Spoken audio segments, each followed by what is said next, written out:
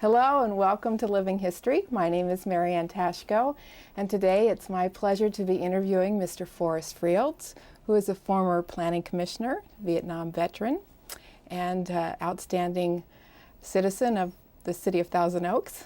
And we're happy to have you here. Yeah, thank you. It's good to be here. How long have you been in the Canal Valley?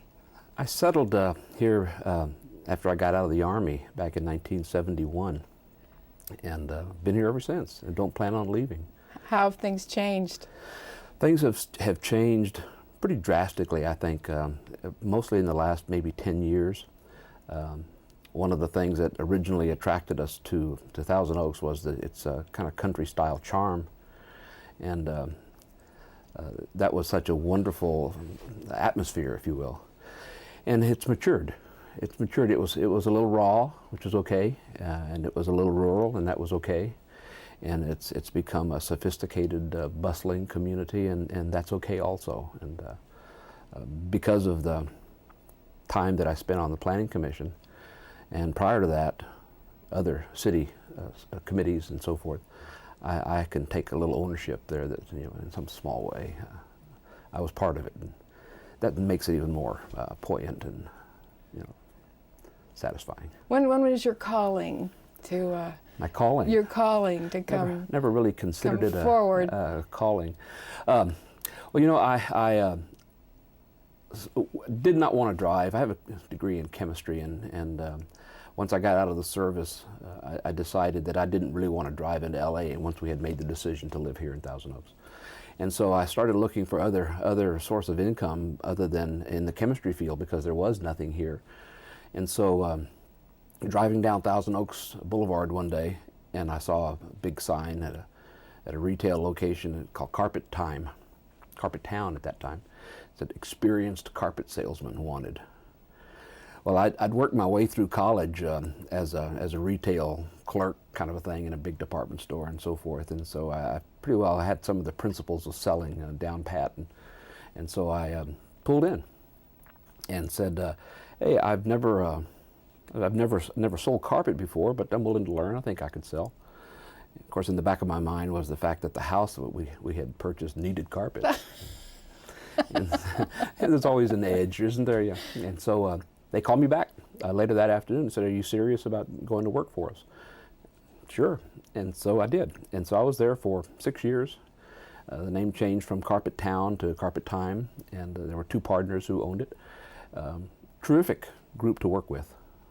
I enjoyed it a lot. There's a lot of camaraderie and a lot of fun and some things like that. But during that period, I started attending Moorpark College, studying photography, my hobby, and then after that art, and then after that graphic design. And by this time, I had already started a small photography business out of my home. And so as that increased in volume and so forth, 1980 I left the carpet store entirely, and I opened a photo studio, and it was actually in Westlake off of Via Colinas.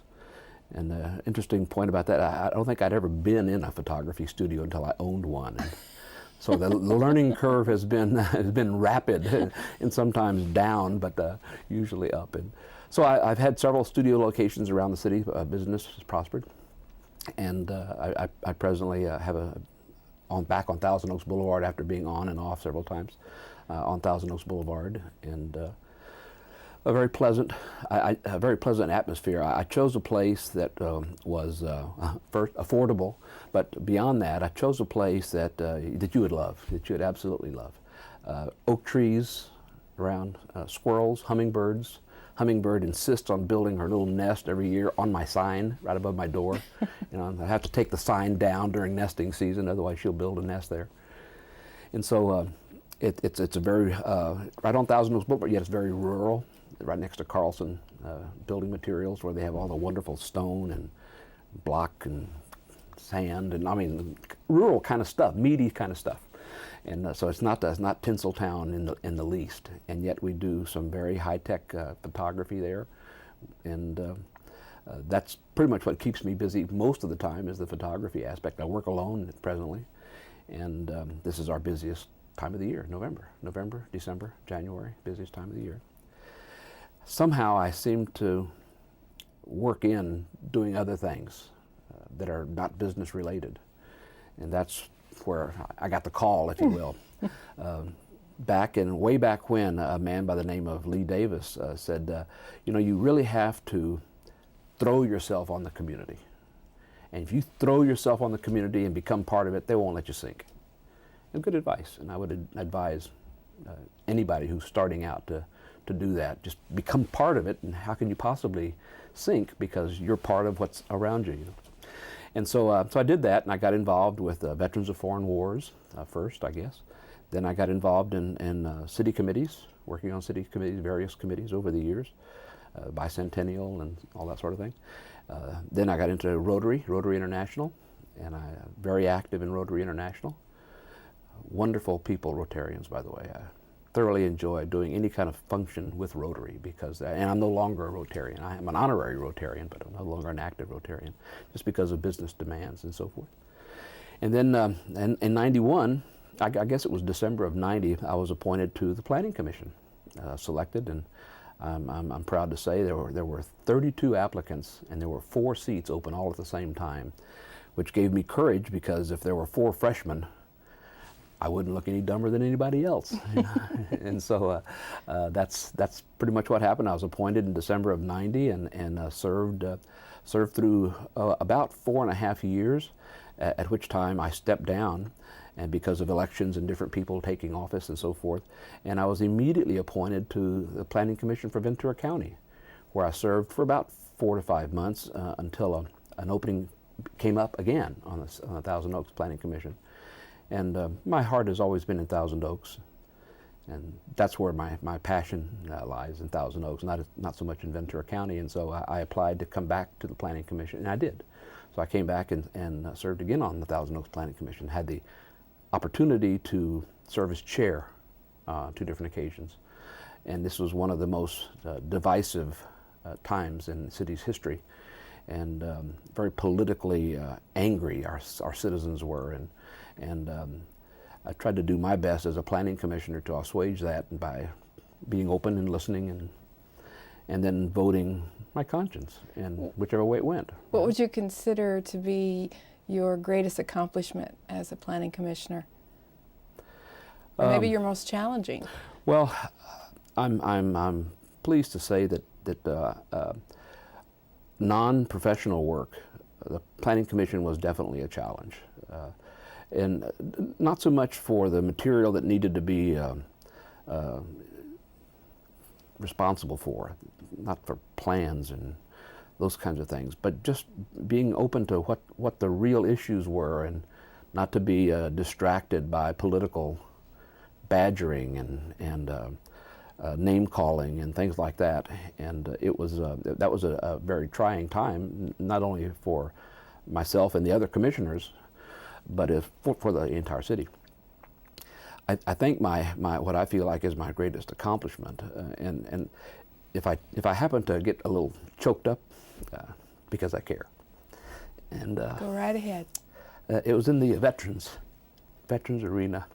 We had the half-scale replica of the Vietnam Veterans Memorial, the Pierce Brothers, and that was in 1985. And it was here for 10 days.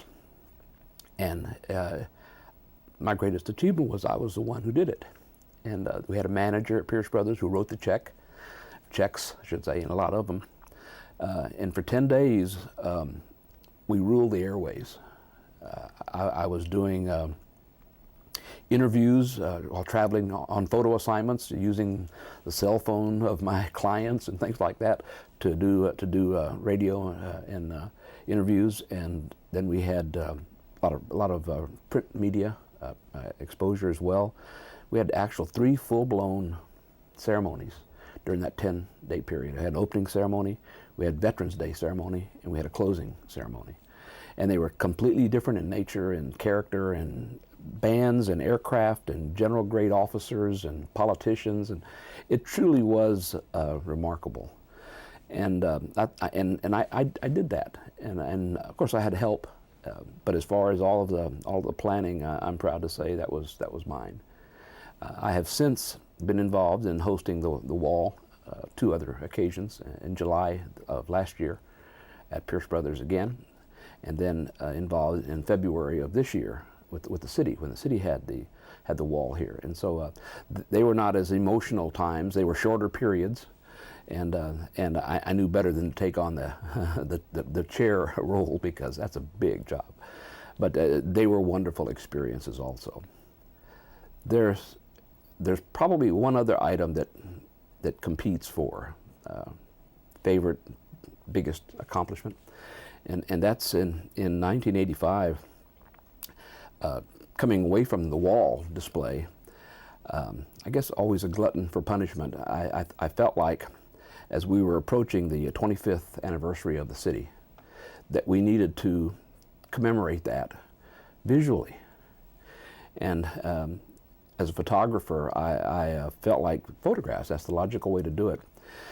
Well, bottom line is, after a lot of planning and a lot of cooperation from folks, we had a project called 48 Hours in the Caneo, and a takeoff in the day in the life of. But it began on Friday at noon and ended Sunday at noon, and allowed us to catch pretty much the business community, the business life, the youth sports and other cultural activities on Saturday, and then finally Sunday, the more religious and spiritual aspect of our citizens. I recruited 64 photographers, many of them professionals, all of them passionate about the Caneo Valley. We had, our youngest photographer was 5 years old, and actually I sent him to photograph our Mad Schaefer, our then supervisor at Ventura County. So he did Mad Schaefer's portrait, and did a good job with it, as a matter of fact. And we produced over 10,000 images of the Caneo Valley during that period of time. And as kind of a sidebar, we didn't even have a checkbook. We didn't have a checking account.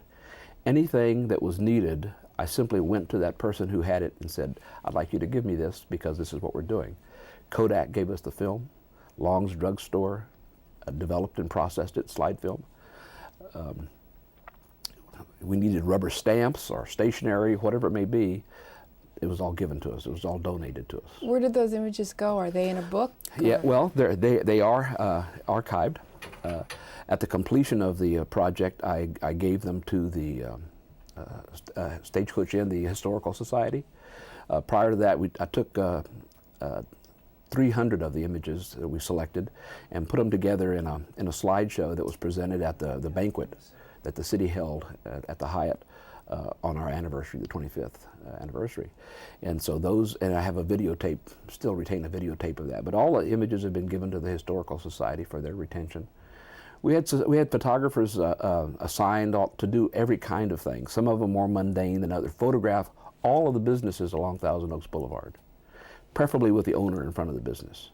So this is, that's not an assignment that's going to win any kind of acclaim because of the beauty and the artistry involved, but it's a record of, as you're doing. It's history. It's a record of what you're doing.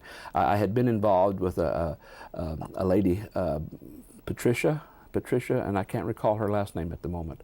She was the unofficial, de facto city historian. And I did a number of photos for her for the city archives that she compiled. And Pat Allen is who it was. And so I was already into that sort of mindset to begin with, that we need to record these things. And that really is a carryover from my professional business, that we need to record how we look, not so much for us, but for our future generations. I love to photograph grandmothers and grandparents, I guess, because they have a very special niche in our lives always. And so grandkids, great-grandkids, great-great-great-grandkids, they need to see what their predecessors looked like. And not that they were high school cheerleaders or whatever, but in the way that many of them would remember them as old and elderly and fragile and beautiful at that. And so I photographed at all of the retirement homes here in town, Castle Hill. I don't recall the rest of them at the moment, but we have several. And it's really a difficult sales job to talk these folks into being photographed because they don't want to be seen in whatever condition they're in after many, many years of vigorous and healthy life, and so you have to rely on the staff of the home to help out with that sales pitch, but that's a very rewarding kinds of thing. And then as the inevitable occurs, many of them have passed on that I photographed, and I usually give that image to their family when they call me. They say, you know, you photographed my mother, I believe, you know, 2, 3, 4, 5 years ago, and all we got was a little one, and like a proof. And so, do you have anything else do you still have those negatives? Yeah, I still have them. And so we can do that, and so we make an enlargement for them, and I give it to them. I think it's important. That's wonderful. And that's wonderful. Just to finish up on talking about this 48 hours in the canal, there were a couple of extraordinary shots. One is we had a low altitude aerial shot done from east to west by an aerial photography company that shows the entire Canal Valley in a low oblique style. But then the most extraordinary one was an aerial done by a French surveillance satellite in orbit at 517 miles, photographed with special multispectral film that shows greens and browns and the natural colors, but then it shows things that are absorbing heat as well as emitting heat in unnatural colors, blues and blacks and things like that. And so that was done, and the canal, actually the intersection of the 23 freeway and the 101 freeway are almost right smack in the middle of it. And to the south you see Malibu and the ocean, to the north the Santa Clara riverbed, to the east the entire San Fernando Valley, and then to the west a good portion of the Oxnard Plain, and you see that geometric precision of the fields laid out, and which ones have been harvested and are brown, and which ones haven't and they're green, and things that are absorbing heat are blue, the freeways, the highways. Of course, the San Fernando Valley is essentially light blue, and because it's totally paved over. And so that's an extraordinary image. And we had two 3 by 3 foot copies, prints of that made, as well as the initial 10 by 10 inch color slide that was transmitted down from the satellite. And we gave those to the library. Oh. And one of the things that's extraordinary is that photograph was paid for in toto by recently deceased Bob Hallen. I put out inquiries. I need someone to pay for this aerial photo, this satellite shot, and it's going to cost, I don't remember now, but maybe $3,000. And so I talked to Northrop. They were here at the time, and I talked to other people who were in the science kind of business, and they all kind of begged off on it, that they had to get their approval from their boards and on. And so the word got back to Bob Hallen. He called me and he said, Forrest, this is me, my first encounter with him. He said, I'll pay for it. And I said, then why don't I have another print made for you? And he said, oh, that'd be great. I said, of course, that raises the price. So he wound up with 2 copies of that print, and the city has one at the library. And of course, you can see, you can make out automobiles on the freeway. It's 517 miles high. That was extraordinary. Really? And then the last one from that project was, we called it the Big Picture. And we invited the entire city of Thousand Oaks to come out for a birthday photograph, an anniversary photograph, at CLU on the football field. And so we across the back of the picture we had large flashcards that were donated by the city. The city manager's office paid to have those made. Is Thousand Oaks, we love you. And we had 750 people that turned out to have their picture taken for that shot. And I enlisted the aid of my old photography teacher at Moore Park College, a guy by the name of John Gray, to do the picture. And I had the microphone, and I was whipping the crowd up into a frenzy. and into position, and we had proctors to help us line up, make sure we had everybody included in the picture. And people brought things. They brought pets. There was a miniature horse prancing for the photograph in the background. There was some guy holding up his dachshund dog. The Pyar Squares doing a square dance in the middle of the group, and just people sitting on the ground, standing, just everything you can imagine. The camera was up on a platform about 10, 12 feet up in the air so we could see down into the group. And it was called the Big Picture. We had a large one of those made, and so I have, and all that was donated to the Historical Society. So those things, while they're not part of my professional life, they're part of who I am and what I do.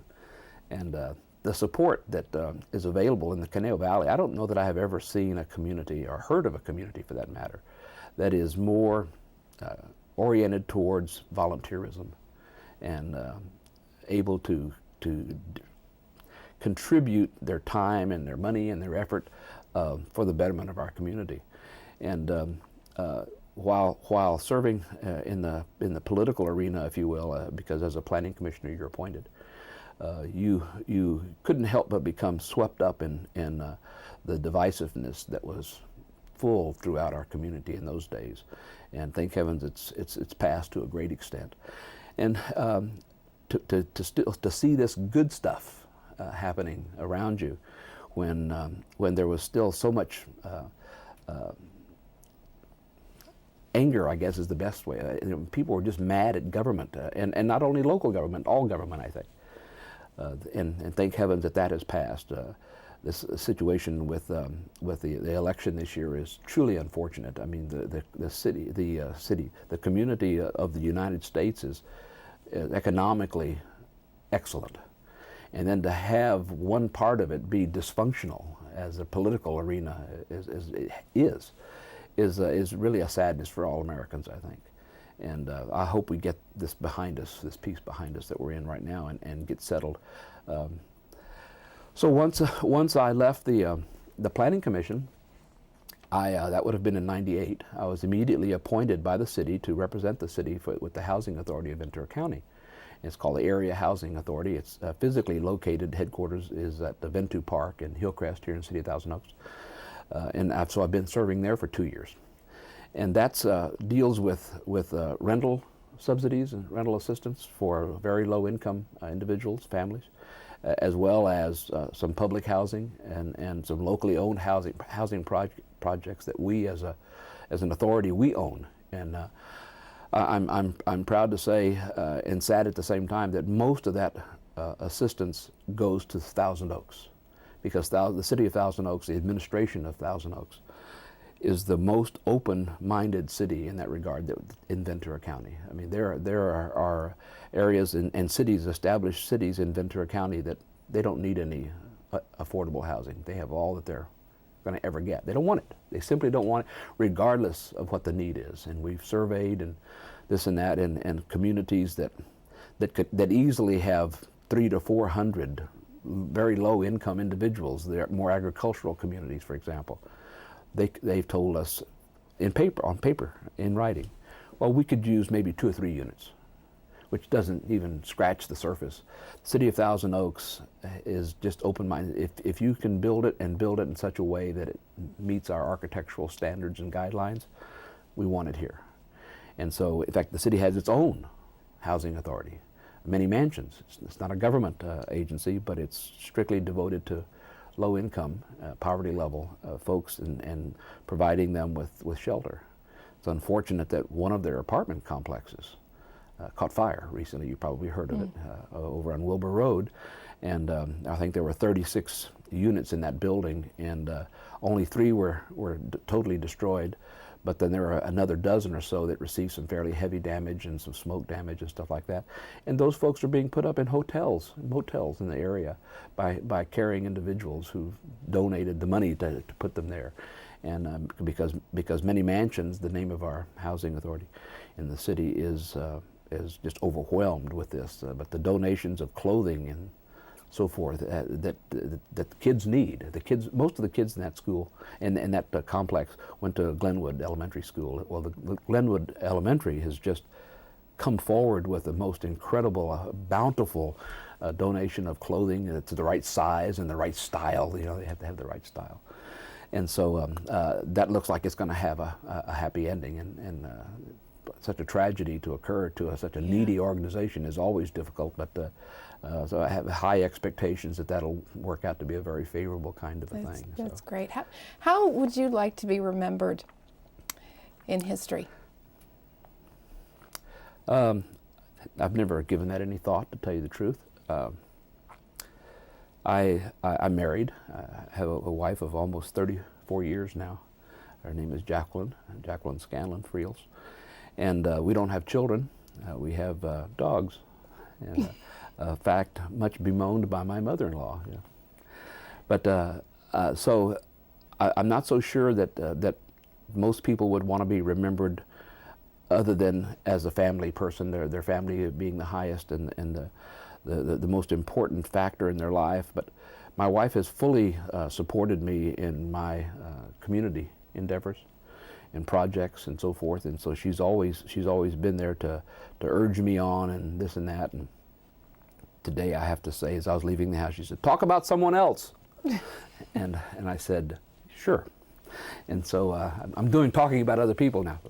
But I really, I'm kind of searching, Mary Ann, for a response. I'm not sure what I would want to be remembered as. Do you have a personal motto? I can swim to the bank. Yeah.